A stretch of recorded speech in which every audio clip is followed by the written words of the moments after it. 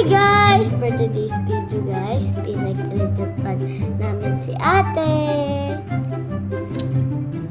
Tingnan mo amin na TikTok na yon. Ayan. Ano kami. Hindi na kasi itong monkey na to. Parang funny video. Dito ako kasi nati-TikTok sa YouTube. Hindi kasi magana aking TikTok. Naban siya guys. Naban ako na TikTok. Yan. 3 hours lang siya naban. Oo. Hindi kasi nakagana kasi gagawa ko ng account. Tapos bigla na van.